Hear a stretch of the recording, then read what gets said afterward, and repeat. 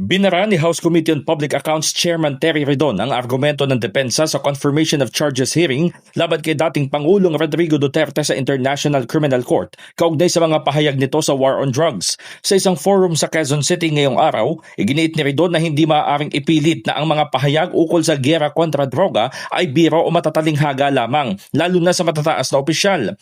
Ang lahat anya ng sinasabi ng matataas na pinuno ng gobyerno ay tinatrato bilang magiging patakaran. Ang komento ng kongresista ay nagmula sa posisyon ng abogado ni Duterte na si Attorney Nicholas Kaufman na ang public statements na ginamit ng prosecutors ay hindi dapat gawing literal. Binanggit din ito ang teorya ng prosekusyon na mayroong aktwal na kontrol sa anti-drug activities ang Pangulo base na rin sa mga salita niya. Dagdag ni Redon, magandang polisiya para sa matataas na opisyal ng gobyerno ang kawalan ng mga biro dahil anuman ang kanilang pahayag ay pinakikinggan at pinaniniwalaan ng publiko. Wala pong puwang yung figures of speech sa paglalatag po ng mga patakaran.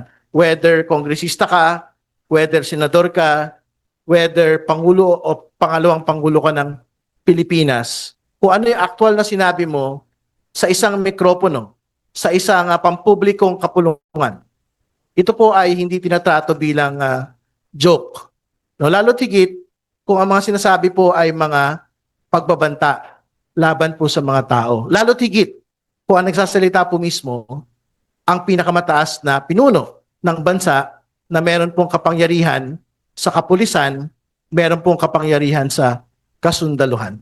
In the heart of changing lives, ako si Brigada Haji Caaminio ng 105.1 Brigada News from Manila, the Music and News Authority.